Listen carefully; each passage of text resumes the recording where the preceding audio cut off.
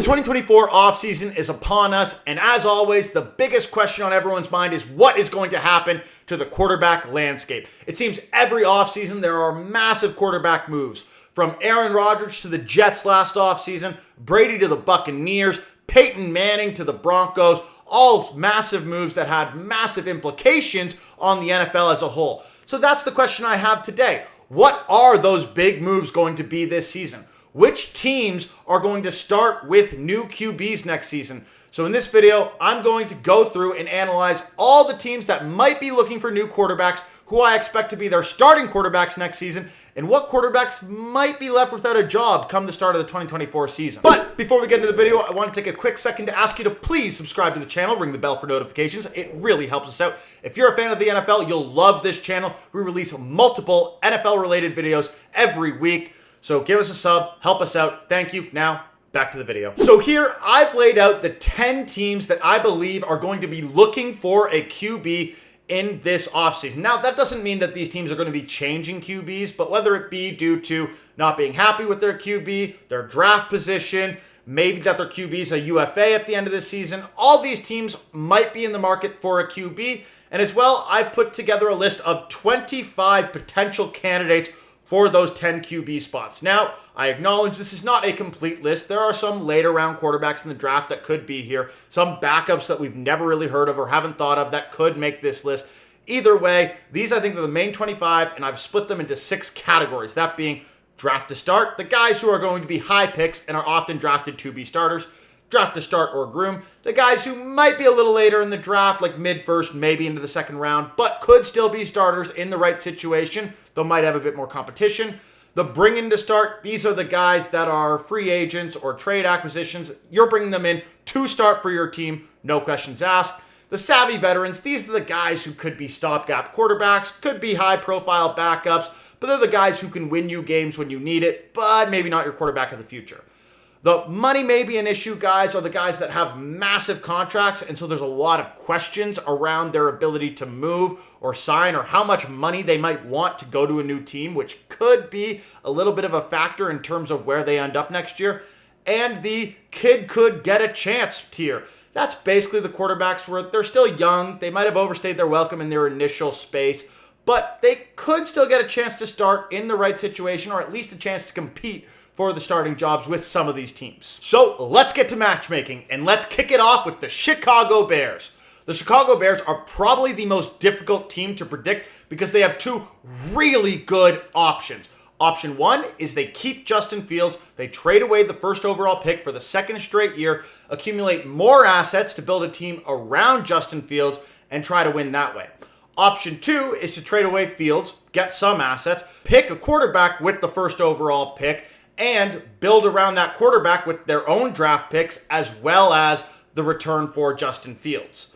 I guess there is technically a third option where they trade away both assets and sign a guy like Kirk Cousins to be their quarterback, but I don't think that's the best option for the Bears. You're trying to build for longevity, not just for right now, and so I'm going to not really consider that option for the Bears. Of these 2 options, I much prefer taking the drafted quarterback and moving on from Fields.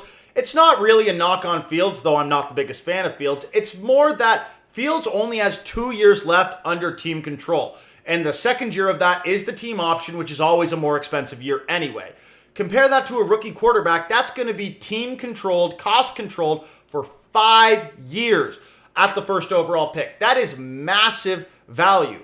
Furthermore, yeah, Justin Fields is a decent quarterback, but a decent quarterback very rarely wins the Super Bowl. Usually you need greatness at the quarterback position, and you could get that at the first overall pick. I don't think Justin Fields will ever be that. And so if you're trying to build a team, not just for this year, not just for next year, but for the next decade, having a quarterback of the future is the guy you want. And the best way to say this is using a gambling analogy. Scared money don't make money. And so don't be scared. Don't go with the safe pick in Fields. Trade him away. Take the big shot. Take the quarterback. And I think the quarterback they're going to take is the presumptive number 1, Caleb Williams. He's considered the best in the draft. He's considered can't miss. He didn't have the best season at USC. His draft stock has dropped a little bit, but he's still far and away considered the best quarterback in this draft. I still think he goes number 1. And if I'm the Bears, I take him, make him the quarterback of the future, and you might actually get a 4,000-yard passer for once in your franchise's history. Yes, the Bears have never had a 4,000-yard passer. It's ridiculous. Moving on. Next up, we have the Denver Broncos. And the Denver Broncos are not in a very good quarterback position. They currently have Russell Wilson on the roster, who has a massive contract and a massive amount of money due to him. But it doesn't look like Sean Payton or the Broncos want to keep him. They benched him at the end of last season, which is typically only done when you're trying not to trigger an injury guarantee. This is the same thing that the Raiders did with Derek Carr the year before, prior to releasing him and him going to the Saints. So the Broncos are likely looking at trying to release Russell Wilson, but Russell Wilson is owed over $80 million in dead cap money on his contract. Now, there is potentially the way to split that over 2 years, but that's still going to be like $45 million a year that they're going to owe on the books to Russell Wilson. And at the end of the day, you can't be paying that kind of money in dead cap and also pay a big money quarterback. And so as such, I think the Broncos are kind of stuck either sticking with Russell Wilson or going with a cost-controlled quarterback. And given I don't think Peyton is going to want to stick with Russell Wilson, I expect them to go cost-controlled. I could definitely see this being a team that signs a savvy veteran like a Josh Dobbs, like a Tyrod Taylor if they can get him away from the Giants. But at the end of the day, I think they're also going to go and draft a quarterback high in this draft. And given they don't have a top 3 pick, I think they go with their favorite of the later 3, who I think is going to end up being Bo Nix. Bo Nix is a really good quarterback. He's a little bit older, which makes him a little bit more mature. He's about 24 years old already, so he's not a young guy entering the league. That's probably what Sean Payton wants. He wants a little bit more seasoning. He is a guy you probably want to be starting right away, given his more advanced age as an NFL draft entry. So I think the Broncos go with Bo Nix. He wins the starting job against some savvy veteran that they signed, maybe a Josh Dobbs, and Bo Nix is the starting quarterback of the Denver Broncos next year after they cut Russell Wilson and still have to eat that massive cap hit. Man, I'm sorry, Broncos fans. After the Broncos, we have the Tampa Bay Buccaneers. And a year after the retirement of Tom Brady, the Buccaneers were expected to be an awful team. They were taking all these cap hits, all this dead cap that had built up through those Tom Brady years, and basically paying an extremely lean payroll, bringing in Baker Mayfield, who had been on 3 teams in the prior 12 months, to be their starting quarterback. And what do they get out of it? A playoff berth and a playoff win. Absolutely insane. No one expected this from the Buccaneers, but the problem is they only brought in Baker Mayfield on a 1-year contract. So they expected to suck. They expected to be drafting one of these high QBs. But with winning a playoff game and making the playoffs and winning the division, this is not a team that is in great spot to draft a quarterback. Baker Mayfield already showed he could kind of run this offense, and I expect him to go back to the well. I expect them to re-sign Baker Mayfield, probably for a 2 or 3 year deal that has guaranteed money that only carries for a year or two, so they can get out of it pretty quickly if he turns south. But I think the Buccaneers are happy to go into this year with Baker Mayfield as the quarterback. And what's the worst thing that happens? They do really bad, they get a good pick, they go and pick a quarterback in a year or two from now. That's the worst case scenario. I think the Buccaneers are fine with that. They got their Super Bowl recently. They're happy, and they're sticking with Baker. Moving on to our 4th team, we have the Washington Commanders. And the Washington Commanders are a team that entered with a very questionable quarterback choice this past year, going with Sam Howell after only 1 start. Now, I acknowledge that Sam Howell was only picked a year before. He was at one point in time a talk prospect, and he didn't have a terrible year last year. But at the end of the day, the Washington Commanders clearly committed to the rebuild at the trade deadline, trading away both Chase Young and Montez Sweat at the deadline to accumulate some 2nd and 3rd round picks. Along with that, the Washington Commanders have landed the 2nd overall pick in this year's draft. And as such, they have the opportunity to draft a really good quarterback to this team. I think they're going to keep Sam Howell. I think Sam Howell will probably have an opportunity to compete for the job again. But at the end of the day, I think it's going to go to whoever they think is the best pick at number 2 overall. And I think that's going to be Drake May. I think there will be that competition between May and Howell, but I think May wins it. He's a very good quarterback. He's Josh Allen-like, which means maybe he takes a little bit to come into the league. But I like Drake May, and if he's like Josh Allen, that's a win of a pick. Next up, we have the Atlanta Falcons. The Atlanta Falcons have to be one of the most attractive landing spots for a quarterback. You got Bijan Robinson, you got Drake London, you got Kyle Pitts, you got a fantastic owner in Arthur Blank, you got brand new coaches, you got rid of Arthur Smith. Hurrah, Atlanta, hurrah! So at the end of the day, I think the Falcons are a team, especially in a weaker NFC South, that could be a competitive team in 2024 with the right quarterback. They could go for a first-round pick quarterback, and they might still do that with the 8th overall pick. But I think the Falcons, given they don't have a lot of money booked into quarterbacks, given the skill position players they have, and given the assets they've invested in those skill position players, I think bringing in a proven QB should be priority one for the Atlanta Falcons. And the guy I have in mind for them is Kirk Cousins. Yeah, Kirk Cousins. I didn't think Kirk Cousins was going to go to the Falcons when I started doing this list. That's not where I had him penciled in. But once I started to think about it, it started to make a lot of sense. This is a team that has invested massively in their offensive skilled positions. You don't want to take a risk on those investments. You want to make those investments as safe as possible. And what is the safest thing you can do this offseason? Sign Kirk Cousins. That is absolutely the safest thing you can do this offseason. He's a fantastic quarterback. He's the best proven option you have on the open market this year. I'd go with Cousins. That will also prove if Kyle Pitts is actually kind of a bust or if it's just been bad coaching and bad quarterback play. Same with Drake London. And it's going to force teams to not load the box against Bijan Robinson. And oh my God, imagine Bijan Robinson without a loaded box. That'll be amazing. I think this is a win-now move for the Vikings, and if they do this, I don't expect them to take a quarterback in this draft, at least not early on. I expect them to pick offensive line, defensive players to help Raheem Morris, the new head coach, and make this team one of the best teams in the NFC and the elite team in the NFC South. Might seem crazy right now, but if they have Kirk Cousins, I think they're the best in that division. Next up, we have the New York Giants, and man, the New York Giants they made the playoffs and won a game 2 years ago. They gave Daniel Jones a massive contract, and then what happens? He plays 6 games, throws 2 touchdowns to 6 interceptions, and they get a top 10 pick and look terrible for most of the season, with Tyrod Taylor and Tommy DeVita seeming like better quarterbacks than Daniel Jones for much of the season. That being said, the contract that Daniel Jones was given basically guarantees him 2 years in New York, and he's only through one of those years. It's really tough to cut Daniel Jones this offseason. I don't think they can do it. I think they're better served to keep him for one more year, cut him next offseason if he doesn't perform, and have them both move on their merry ways. So that being said, I think Daniel Jones is going to stay in New York. But will he be the starter? Spoiler alert, I think he will be. I know it seems crazy, especially with what we saw from Daniel Jones, but let's not forget that this guy went to the playoffs and won a playoff game just 2 years ago.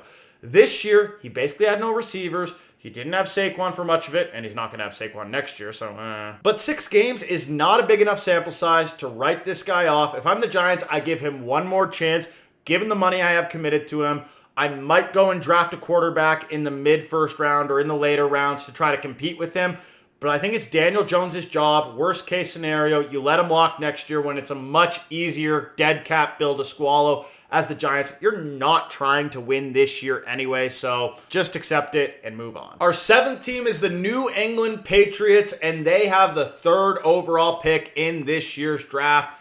And I'm going to spoil the ending right away. I think they're going to also go for a QB in the draft. This is the perfect time for this team to go for a QB. They have a new head coach. They have a new GM. They're clearly willing to rebuild. That's why Robert Kraft moved on from Bill Belichick. He didn't want to have him do a rebuild. He didn't want to have him take a step back on the management side. And so this team is clearly willing to do that. They've had the Mac Jones experiment. It did not work. The Bailey Zappi experiment might have somehow been worse or better, but still not great. And so if you're the Patriots, I think you got to make a pick with your 3rd overall pick. And I think you pick the best quarterback available, which based on how the other teams who I've had pick quarterbacks in the top 2 have gone, is going to be Jaden Daniels. At the end of the day, I could see these top 3 picks kind of flip-flopping a little bit. Maybe Jaden Daniels goes 2 to the Commanders and Drake May goes 3 to the Patriots. But I still think all 3 of these teams are going to pick in the top 3. All 3 of these teams are going to pick quarterbacks, and it's going to be these 3 guys. The only question is what order, and this just seems to be the order right now, but I entirely expect that could change come draft season. Either way, the Patriots are going to look really weird with Jaden Daniels. We haven't really seen this since that one weird year that Cam Newton was there, and even that was a much less run-heavy Cam Newton. This will actually be really fun for a Patriots team, and it will be interesting to see how the Patriots run with a very different looking offense. But I'm excited to see it. At number 8, we have the Raiders, and the Raiders are another team similar to the Broncos that are in a really weird situation. Jimmy Garoppolo is not easily cuttable on his contract right now, and that means you are paying a lot of money to a guy who was benched last year and could either stay benched this year or be cut this year, or maybe even become the starter. Who knows? No, I don't think Jimmy Garoppolo is going to be the starter. Antonio Pierce was the guy who took over that coaching job and decided to bench Jimmy Garoppolo in the first place to bring in Aiden O'Connell. Aiden O'Connell seemingly did better than Jimmy Garoppolo, and Antonio Pierce is still the head coach in Vegas, which means that he's probably not going to give Jimmy Garoppolo his job back. And I think Antonio Pierce sticks with what worked for him last year and goes with Aiden O'Connell.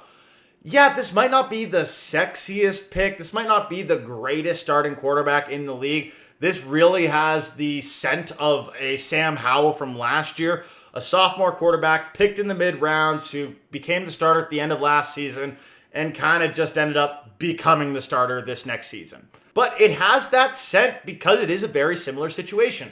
The Raiders don't have the money to go out and sign a big-name free agent. They're probably going to be trading away Davante Adams this offseason if they are able to, and they don't have many building blocks to go around, especially if Josh Jacobs walks in free agency like I personally expect he will. Aiden O'Connell is a perfect stopgap quarterback. He can play the role. He can run the offense. He's been with Antonio Pierce already. The guys are willing to play for him. He did go 5-5 this year. That's not bad for what this team was. And this basically becomes a prove-it year for O'Connell. Either he shows out really well, has a really good season, and proves he's the quarterback of the future for the Raiders, or he has a mediocre showing. They go and get a good quarterback in the next draft when they're able to get rid of Jimmy Garoppolo's contract for a lot cheaper, and that's how they move forward. This team is not trying to win in 2024, so there's no problem putting O'Connell there. And worst case scenario, you just take the next quarterback a little bit further down the line. It's not the end of the world. Our 9th team is the Pittsburgh Steelers.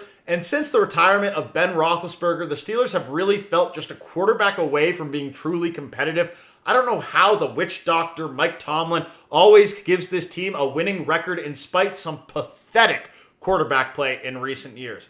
I don't think Kenny Pickett's the answer. I still think he's going to be on the roster and competing for a job just because his first-round status basically means cutting him doesn't make any logical sense. But I don't think he's going to be the quarterback of the future. So I think the Steelers, with their new offensive coordinator, Arthur Smith, are going to target Justin Fields in a trade. And I know a lot of people might look at it and say, Arthur Smith, he's the worst offensive coordinator in the league. Look what he did with the Falcons. And I would counter with, I don't think Arthur Smith's a bad offensive coordinator. Remember, this is the guy who brought Derrick Henry to being a 2,000-yard running back with Tennessee. This is a guy who brought a Ryan Tannehill-led offense to the number 1 seed in the AFC ahead of the Buffalo Bills, Kansas City Chiefs, Baltimore Ravens, Cincinnati Bengals. That's how he got the job in Atlanta in the first place. And the biggest problem with Arthur Smith was how he used his weapons. He had first-round picks in Bijan Robinson, Kyle Pitts, Drake London, who seemed to be barely used in the offense compared to guys with much less talent and draft capital,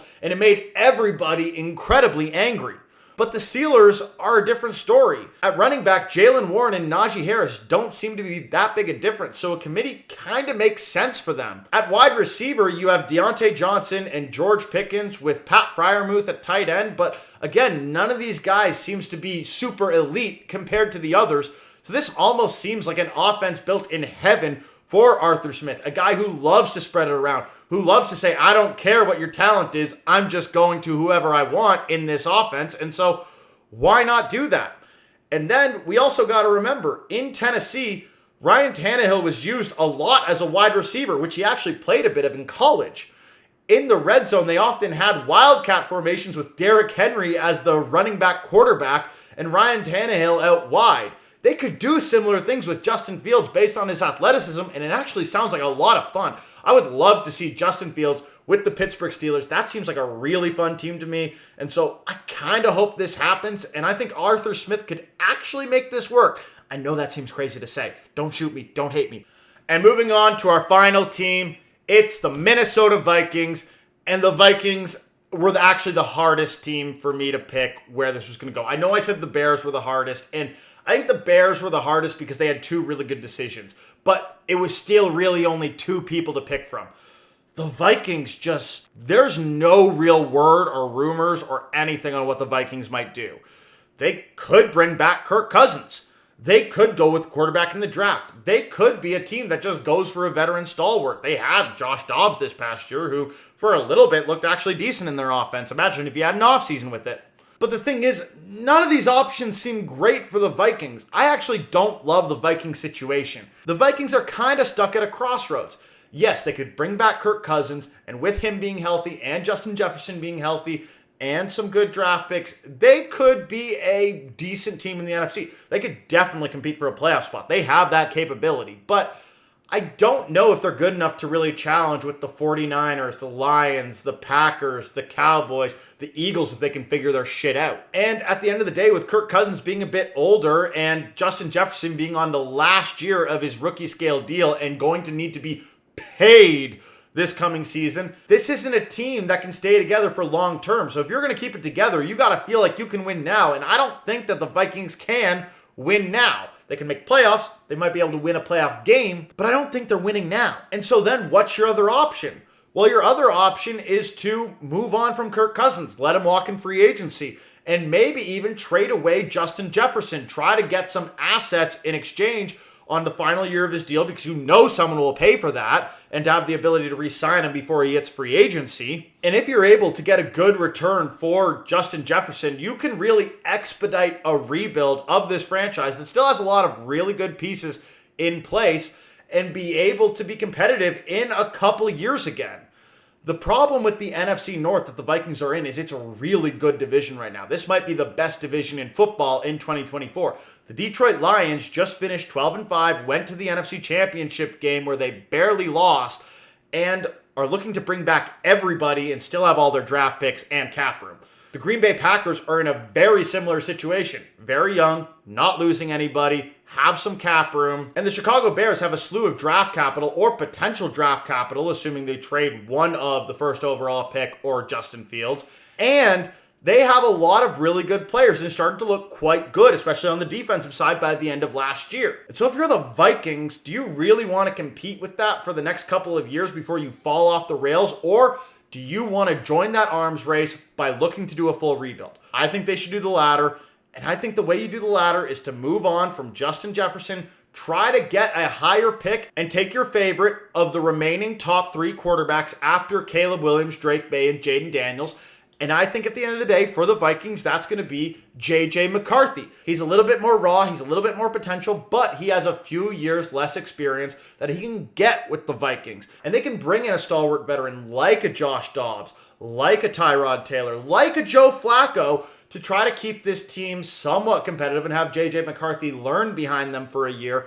But J.J. McCarthy should be the quarterback of the future for the Minnesota Vikings, and I think this is a really good pick for them, and it helps to start their rebuild and compete in the absolutely daunting NFC North that looks like it's going to be one of the best divisions for the next decade plus. And you might notice there's some big names that aren't at the top of any team's depth chart at quarterback, the biggest one probably being Russell Wilson.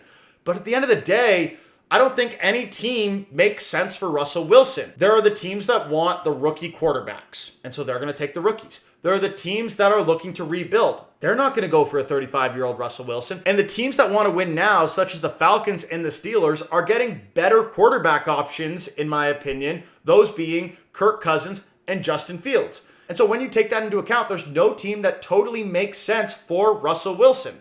Now, what I should note, there are going to be injuries. There are going to be things that happen that jumble this whole thing up. A quarterback like Joe Flacco, with what he did this past season, I expect him to have a roster spot at the start of 2024. That might be starting over a guy like Michael Penix Jr., Bo Nix, or J.J. McCarthy as you groom those guys. It also might be starting in lieu of one of these other guys or an injured quarterback that gets injured in preseason. I don't know what it's going to be, but he'll get a roster spot. A lot of these guys will get roster spots, but This is just my prediction. Let me know in the comments what you think is going to happen in the QB carousel this offseason. I'd love to know. I'd love to discuss. Either way, that's it for the video. I'll see you all next time. Peace!